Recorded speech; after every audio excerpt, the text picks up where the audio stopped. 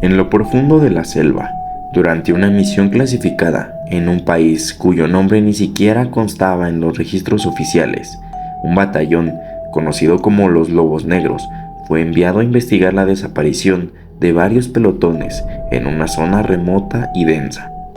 Las últimas transmisiones de radio de esos hombres eran completamente incoherentes, hablando de figuras moviéndose entre los árboles, susurros de lenguas ininteligibles y luego el más completo silencio. Nadie había vuelto, ni una señal ni una pista. El capitán Lara, un veterano de más de 20 años de servicio, fue seleccionado para encabezar el equipo de búsqueda.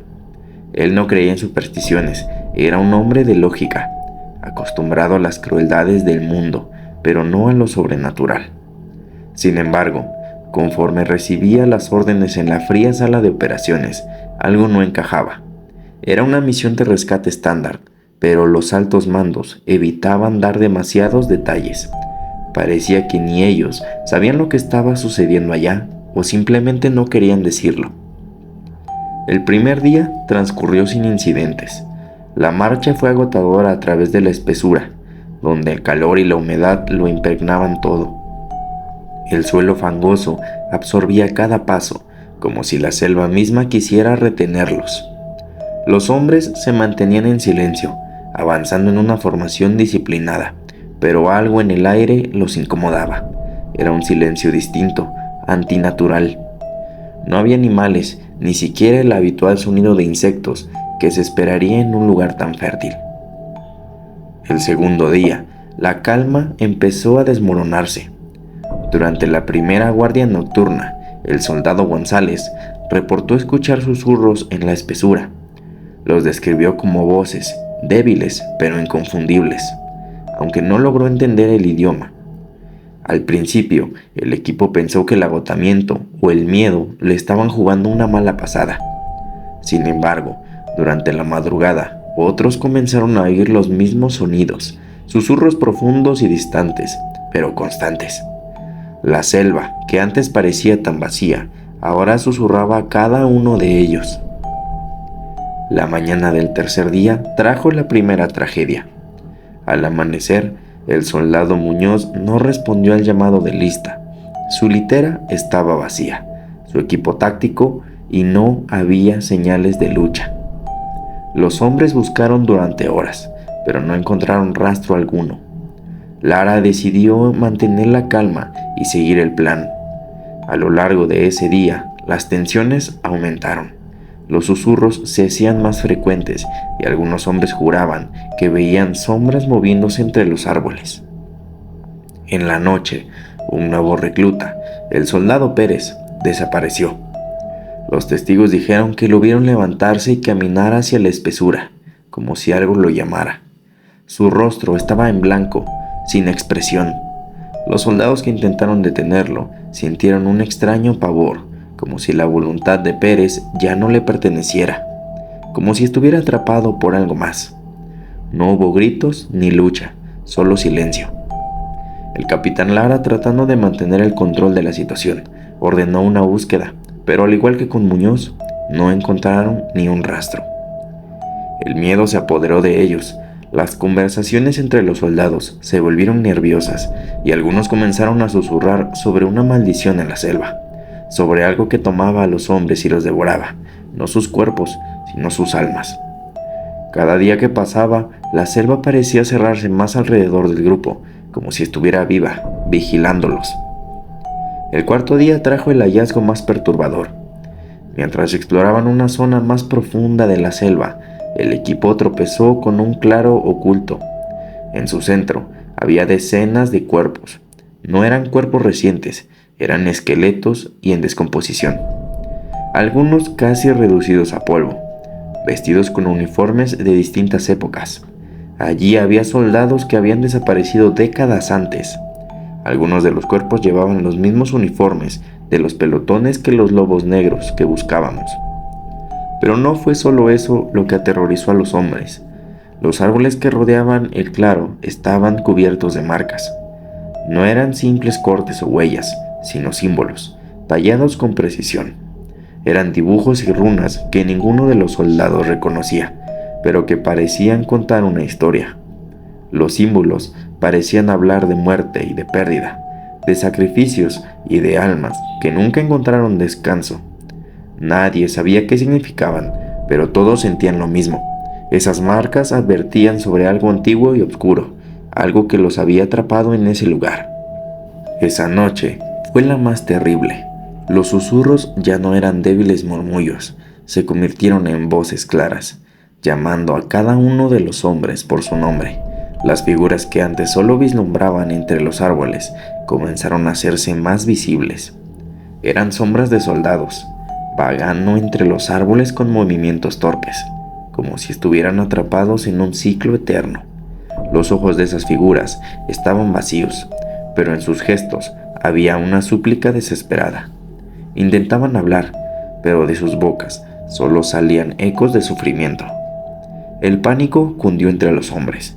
Algunos comenzaron a abrir fuego contra las sombras, vaciando sus cargadores en la densa oscuridad. Otros se retiraron hacia el campamento, intentando construir barricadas improvisadas, como si algo físico pudiera detener lo que se avecinaba. Pero los susurros seguían, resonando en sus cabezas, ahora más cerca, más fuertes. Parecía que la selva misma les hablaba, intentando arrastrarlos uno por uno. El soldado Morales, un joven recluta, fue el primero en quebrarse. Gritaba que veía a sus compañeros desaparecidos entre los árboles, avanzando hacia él, llamándolo con voces muertas. Lara trató de calmarlo, pero Morales salió corriendo hacia la oscuridad antes de que alguien pudiera detenerlo. Lo último que escucharon de él fue su risa, una risa histérica y quebrada, que pronto se desvaneció. El quinto día, solo quedaban 4 hombres. Decidieron regresar al punto de extracción, pero la selva parecía haber cambiado. El camino que habían tomado para llegar ahora era irreconocible, como si el paisaje se hubiera alterado mientras dormían. El capitán Lara intentaba mantener el control, pero la fatiga y el miedo lo estaban consumiendo. Los susurros seguían, pero ahora eran más que sonidos, eran órdenes, eran llamados. Parecía que la selva misma los manipulaba, jugando con sus mentes, rompiendo su cordura. El soldado Torres fue el siguiente en desaparecer.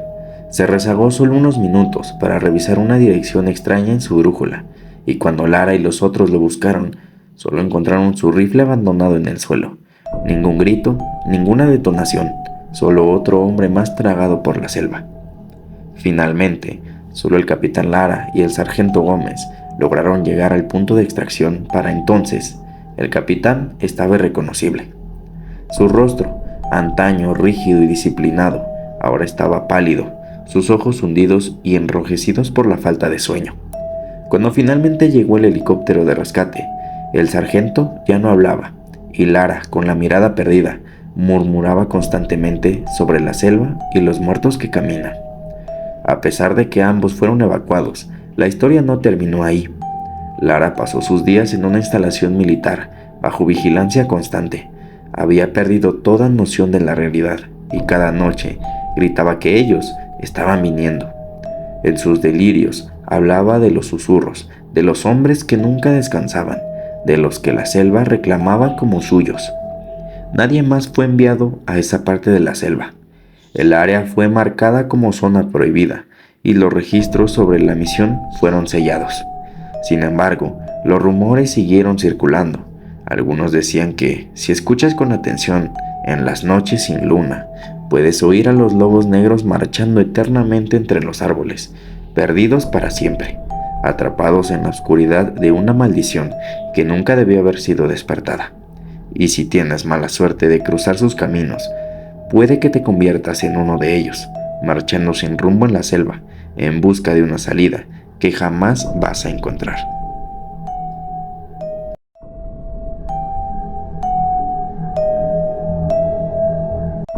Daniel era un hombre de ciudad, incrédulo ante lo sobrenatural. Después de años trabajando como periodista en La Habana, había escuchado todo tipo de historias, desde leyendas urbanas hasta mitos locales, pero ninguna había logrado sacudir su escepticismo. Sin embargo, cuando su editor le pidió cubrir una serie de desapariciones misteriosas en un pequeño pueblo en las afueras de Cuba, comenzó a sentir una ligera inquietud. Algo en la manera en la que la gente hablaba de esos sucesos lo perturbaba, aunque él no lo admitiera. El pueblo de San Vicente estaba enclavado en la espesura de la selva cubana, un lugar olvidado por el tiempo, donde las costumbres y las creencias ancestrales aún eran parte de la vida cotidiana. A pesar de su desconfianza hacia estas tradiciones, Daniel se vio intrigado por la conexión que los lugareños establecían entre las desapariciones y la santería. No era la primera vez que oía hablar de la religión afrocubana, pero esta vez los relatos parecían más oscuros, como si hubiera algo maligno acechando bajo la superficie de lo que para muchos era solo una práctica espiritual. Cuando llegó al pueblo, lo recibió una atmósfera tensa. Las calles estaban desiertas, las puertas cerradas con seguro, y en cada esquina se veían pequeños altares con ofrendas, velas encendidas, frutas, cigarros y hasta animales. La gente lo miraba con desconfianza, pero algunos lo reconocieron como periodista y comenzaron a susurrarle advertencias: no vayas al monte y no mires a los ojos del santero. Daniel no creía en esas supersticiones, pero los detalles eran jugosos para su reportaje. Decidió investigar a fondo y comenzó por visitar la casa del único santero del pueblo, Tata Nicolás. Se decía que era el más poderoso de toda la región, un hombre enigmático y temido por igual, capaz de comunicarse con los espíritus de los muertos y realizar rituales que podían cambiar el destino de las personas. El santero vivía en las afueras del pueblo, en una cabaña rodeada por el monte, donde los tambores de bembé resonaban todas las noches y el humo de los sacrificios ascendía al cielo como un llamado oscuro. Al llegar, Tata Nicolás lo recibió con una sonrisa inquietante, como si hubiera estado esperando su visita. En la pequeña cabaña, los símbolos religiosos estaban en cada rincón. Estatuillas de santos católicos mezclados con figuras de los orishas, los espíritus poderosos de la santería. Sobre una mesa había cuchillos de rituales manchados de sangre, calderos con extrañas hierbas y un colgante hecho de huesos.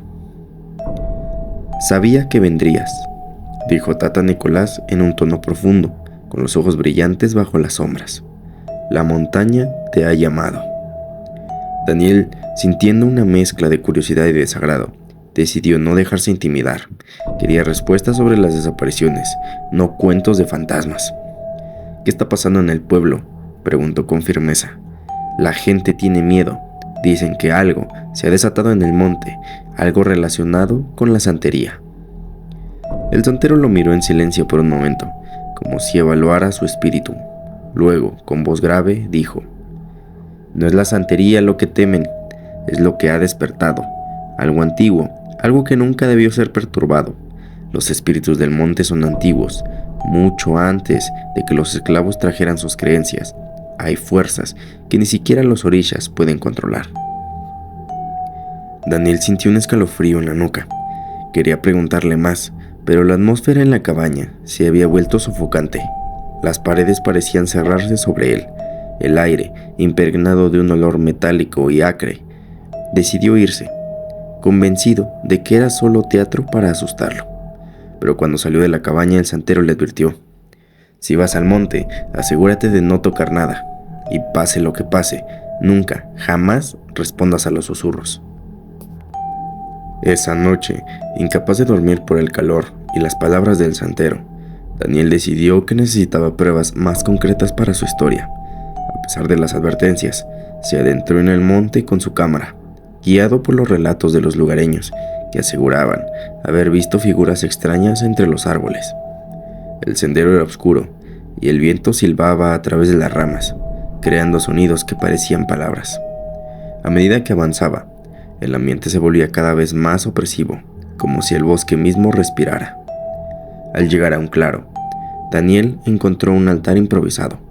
Estaba cubierto de velas negras apagadas y figuras talladas en madera que no reconocía.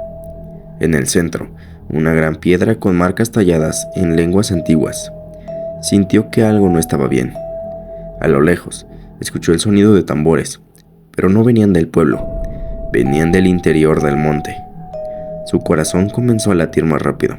Encendió su cámara y empezó a grabar, cuando de repente escuchó un susurro suave, como si alguien estuviera justo detrás de él.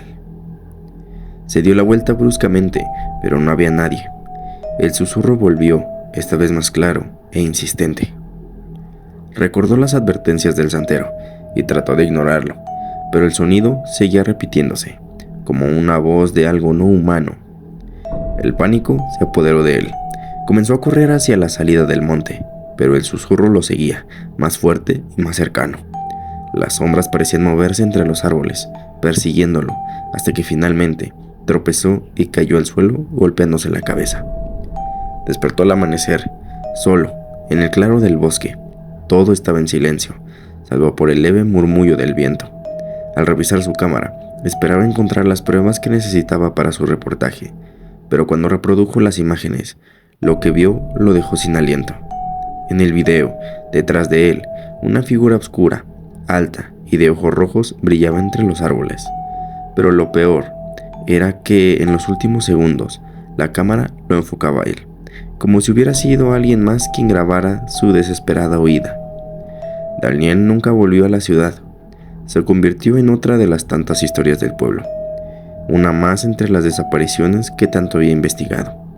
Algunos dicen que aún se le puede ver en el monte, vagando entre los árboles, y que su voz se mezcla con los susurros de aquellos que alguna vez trataron de desafiar lo que nunca debió ser despertado.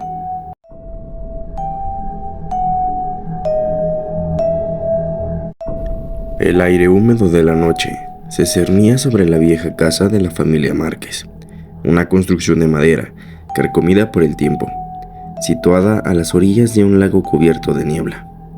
Durante generaciones, la casa había sido el hogar de los Márquez, pero también el epicentro de rumores sobre brujería y oscuros rituales que se remontaban a los días de la colonia.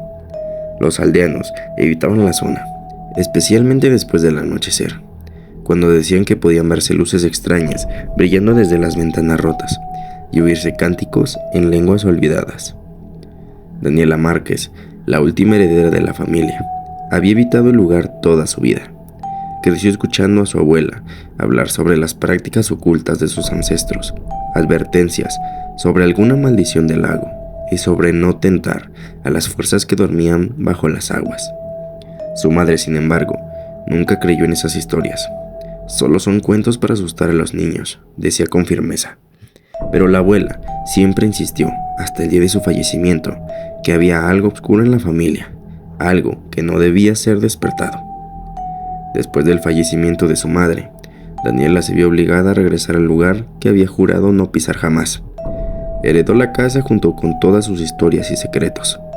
Al principio pensó venderla, pero la creciente curiosidad por lo que su familia había ocultado por tanto tiempo le ganó la partida.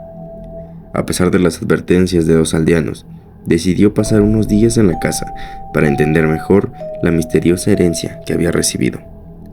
El primer día en la casa fue tranquilo. Aunque la atmósfera era sofocante, el aire alrededor del lago siempre estaba pesado, como si la naturaleza misma retuviera la respiración. Mientras desempacaba, encontró una vieja caja de madera en el ático, cubierta por una gruesa capa de polvo. Dentro había libros antiguos, grimorios escritos en lenguas extrañas y un diario familiar que pertenecía a una mujer llamada Elena Márquez, una ancestro de finales del siglo XIX. La caligrafía era pulcra, pero tenía una urgencia que se filtraba entre las líneas. Elena, al parecer, había sido acusada de brujería. Según las páginas, la familia Márquez había practicado durante generaciones una forma de magia oscura que involucraba pactos con los espíritus que habitaban el lago.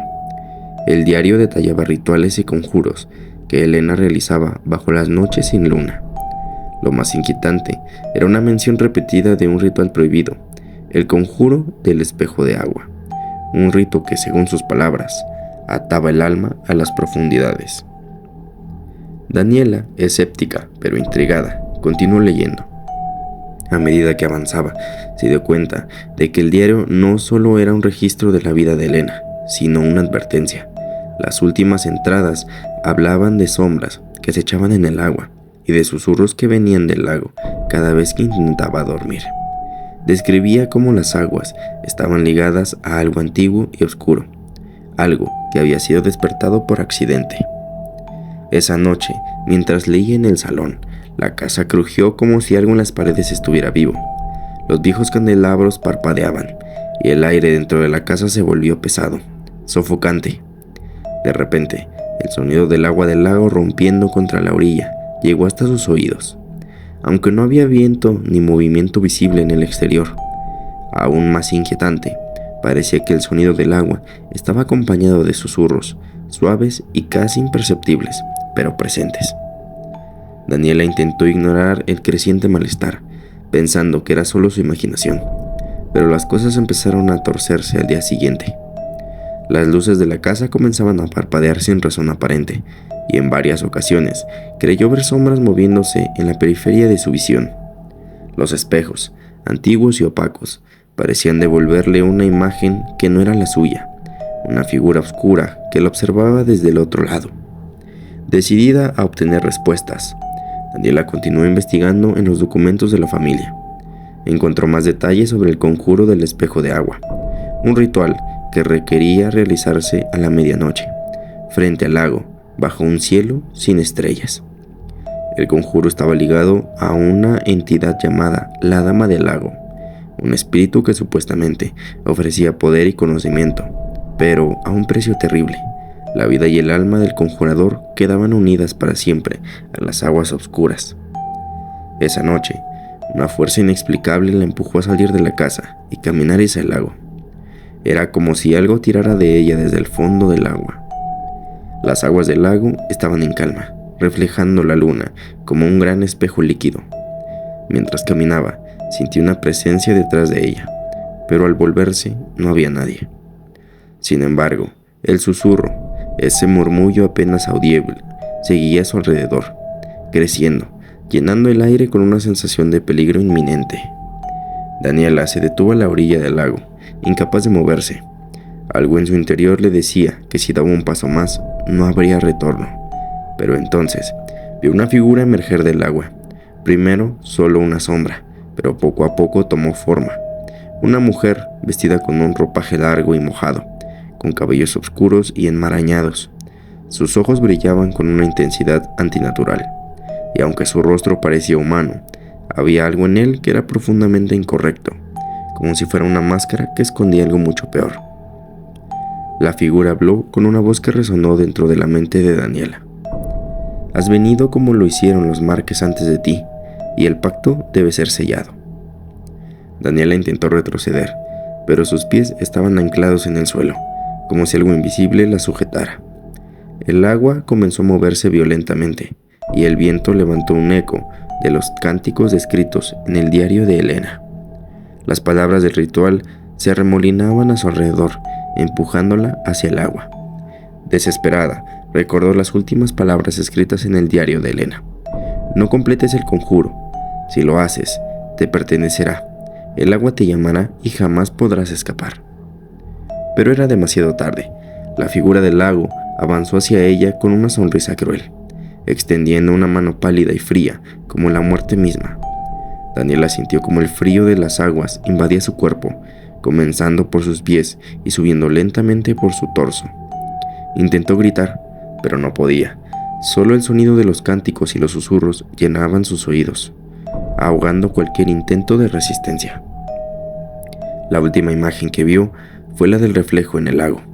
No era ella quien se reflejaba, sino la figura de la dama, tomando su lugar, arrastrándola lentamente hacia las profundidades donde otras almas atrapadas la esperaban. Desde esa noche, la casa de la familia Márquez permanece vacía, excepto por los rumores.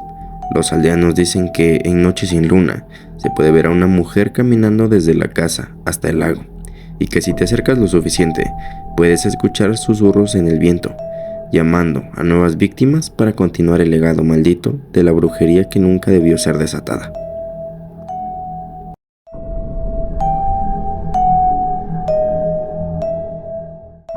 Era el 1 de noviembre, víspera del Día de Muertos. y el pequeño pueblo de San Pedro, en las afueras de la Ciudad de México, estaba lleno de color y vida. Las calles se llenaban de ofrendas decoradas, con caléndulas, velas y las fotos de seres queridos fallecidos.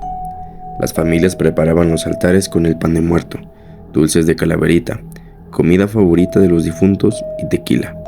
Se respiraba una mezcla de solemnidad y celebración, un recordatorio de que en México la muerte no era el fin, sino un puente hacia el reencuentro con los que ya no están.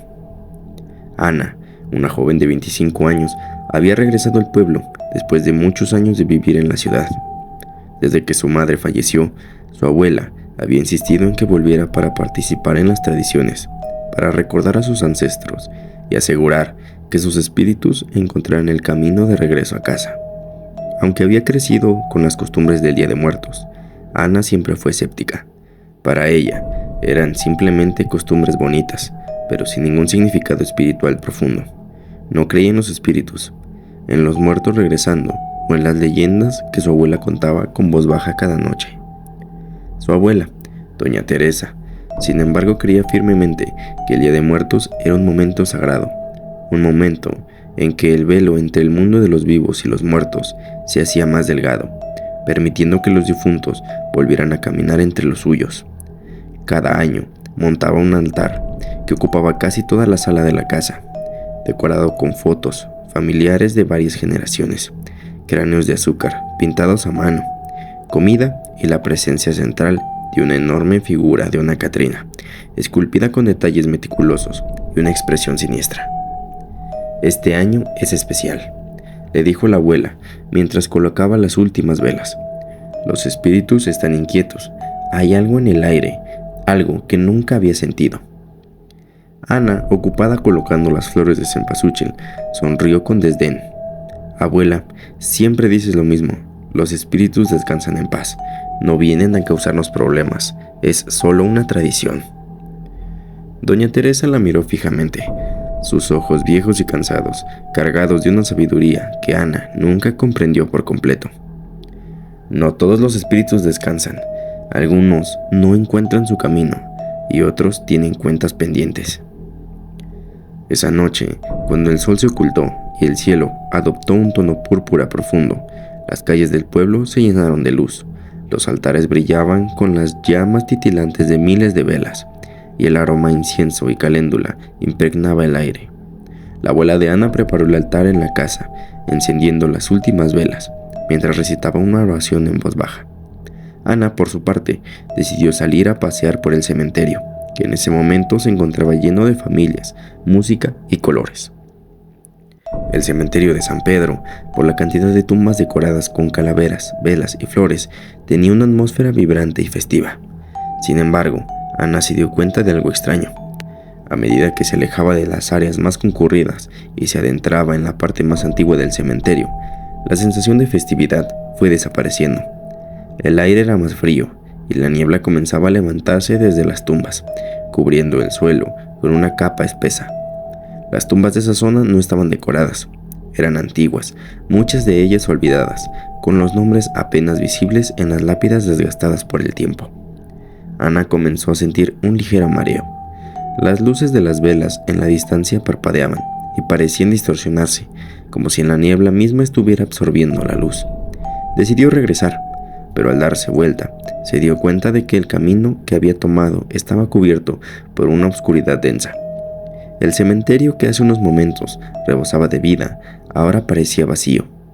Los murmullos y las risas habían desaparecido, y solo quedaba el sonido del viento susurrando entre las lápidas. De repente, un sonido suave la hizo girarse. Al principio creyó que era el viento, pero luego se dio cuenta de que no estaba sola. Entre la niebla, vio una figura alta y delgada acercándose lentamente. Al principio, pensó que era un miembro del pueblo, tal vez perdido como ella, pero conforme la figura se aproximaba, pudo ver que su rostro estaba cubierto por una máscara de calavera, o al menos eso parecía. La figura vestía un vestido negro, largo, y su sombrero, adornado con plumas y flores marchitas, le hacía parecer una de las catrinas decorativas que solían adornar los altares. Ana intentó retroceder, pero sus piernas parecían de plomo.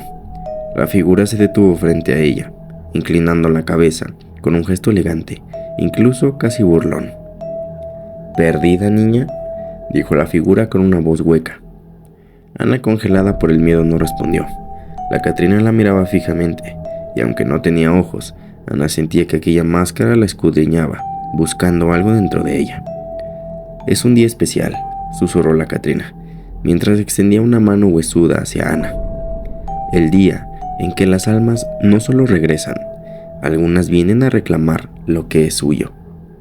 Antes de que Ana pudiera reaccionar, sintió un frío intenso que recorrió su cuerpo. La mano de la Catrina no la había tocado, pero su presencia era sofocante. En ese momento, escuchó voces alrededor. Miró a su alrededor y vio que más figuras empezaban a emerger de la niebla, todas ellas con rostros de calaveras, algunas con trajes de gala antiguos, otras vestidas como campesinos, pero todas compartiendo la misma sonrisa inquietante, la misma mirada vacía. Ana intentó moverse, pero sus pies seguían anclados al suelo, como si las raíces del cementerio la sujetaran. Los espíritus, si es que eso eran, comenzaron a rodearla lentamente, susurrando palabras incomprensibles. A lo lejos, las luces de las velas titilaban, pero no había nadie que pudiera escucharla. En un último intento desesperado, Ana cerró los ojos y trató de concentrarse, recordando las palabras de su abuela. No todos los espíritus descansan, algunos tienen cuentas pendientes. De repente, el susurro de las voces se detuvo. Abrió los ojos y vio que la Catrina la observaba con una sonrisa fría. «Tu familia ha estado ligada a este lugar durante generaciones. No solo celebran a los muertos, también hacían tratos con ellos». Ana sintió un nudo en el estómago. Las historias de su abuela sobre antiguos rituales, sobre cómo su familia tenía una conexión especial con el mundo de los muertos, comenzaron a resonar en su cabeza. Había honrado a los espíritus, sí, pero también había algo más oscuro en esas tradiciones. La Catrina inclinó la cabeza hacia un lado, como si estudiara la reacción de Ana. «Hoy has regresado al lugar donde los tratos se sellaron, y ahora es hora de que cumplas con tu parte». El suelo bajo Ana comenzó a temblar ligeramente, y de las tumbas cercanas, manos esqueléticas emergieron, como si los muertos enterrados estuvieran siendo despertados por aquella presencia. Ana sintió un pánico indescriptible, pero no podía gritar, no podía moverse. De repente, una voz familiar rompió el silencio. Era la voz de su abuela. En medio de la neblina apareció doña Teresa, llevando en las manos un pequeño altar portátil, lleno de velas y flores de cempasúchil. La anciana caminaba con decisión, con los ojos fijos en la Catrina. «Vete, no puedes reclamarla». La Catrina giró lentamente la cabeza hacia doña Teresa, pero no se movió. La abuela de Ana comenzó a recitar una oración mientras levantaba el altar frente a ella, como un escudo. Las figuras que rodeaban a Ana empezaron a retroceder, y la niebla comenzó a disiparse lentamente. La Catrina, por su parte, dio un paso atrás, su sonrisa desvaneciéndose. «Esto no ha terminado», susurró la Catrina, antes de desvanecerse en la oscuridad. Las luces de las velas volvieron a iluminar el cementerio, y el sonido de la celebración regresó poco a poco a sus oídos. Ana, temblando, cayó de rodillas, mientras su abuela la abrazaba con fuerza. «Te lo dije, niña, los espíritus no siempre regresan en paz». Desde esa noche, Ana nunca volvió a dudar de las palabras de su abuela ni de la conexión de su familia con los muertos. Y cada 1 de noviembre encendía más velas, no solo para honrar a sus ancestros, sino para asegurarse de que los espíritus como la Catrina no regresaran a reclamar lo que creían que les pertenecía.